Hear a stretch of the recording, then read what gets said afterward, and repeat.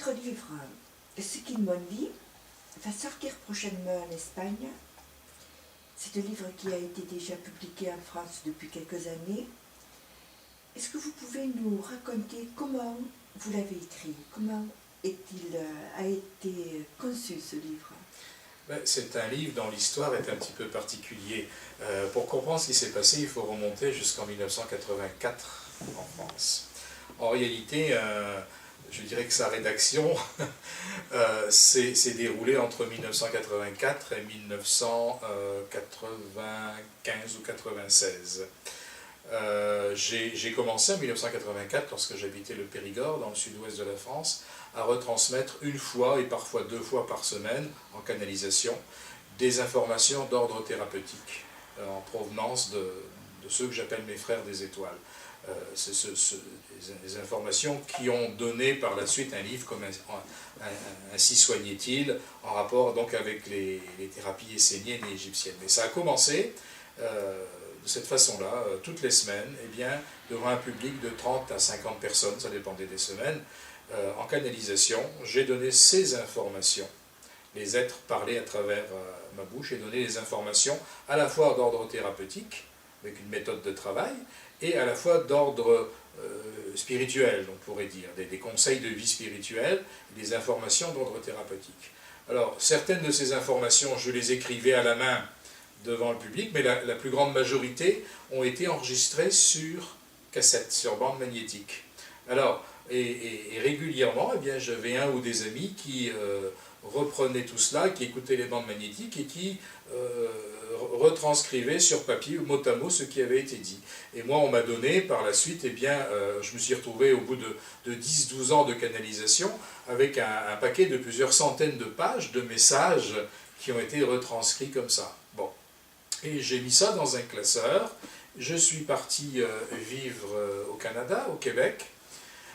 J'y ai rencontré quelques années plus tard Marie-Joanne, qui est devenue mon épouse maintenant.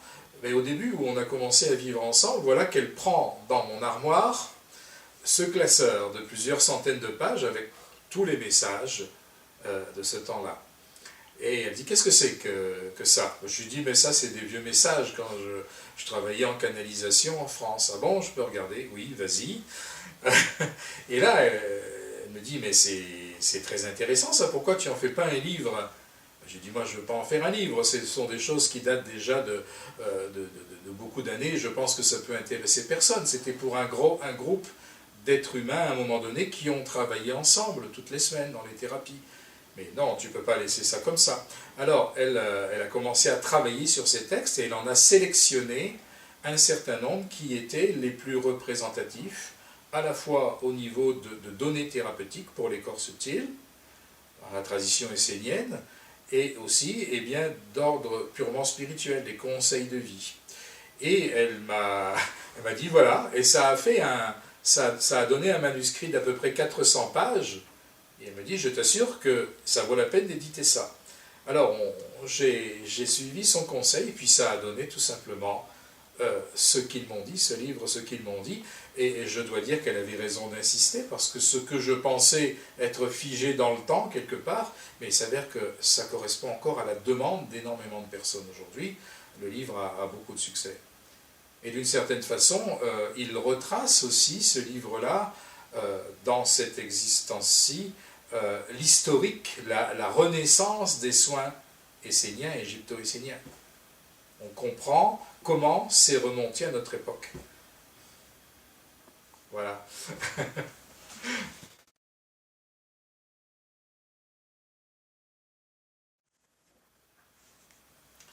La raison pour laquelle je n'ai pas parlé pendant de nombreuses années de mes canalisations, ou du moins je n'ai pas cherché à les faire connaître à un très large public, c'est parce que j'ai toujours vécu le processus de la canalisation comme quelque chose de relativement intime, très personnel.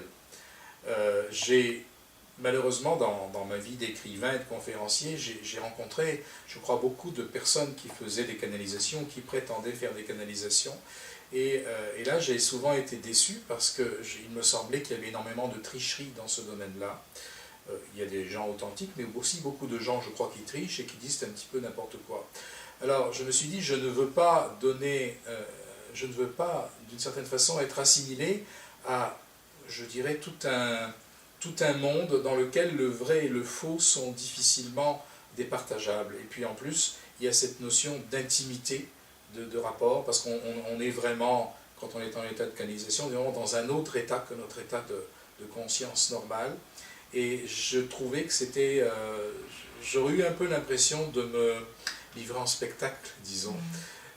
Et je ne voulais pas non plus que le public ait la sensation que l'ensemble de mon travail était fait par canalisation. Parce que très souvent, même mes premiers livres, comme de mémoire des Seigneurs, on me disait « mais vous avez eu ce livre-là en canalisation ». Je disais « non, ce n'est pas de la canalisation ». Donc il y a eu beaucoup de confusion. C'est pour ça que je n'ai pas souhaité faire connaître ce travail qui pour moi est très très différent des autres.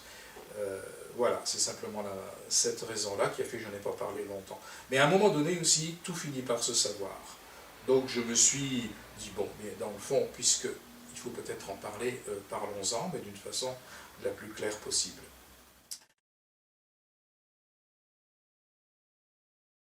Bon. Certains canaux restent conscients pendant le fait qu'ils retransmettent l'information provenant d'autres présences. En ce qui me concerne, ce n'est pas mon cas.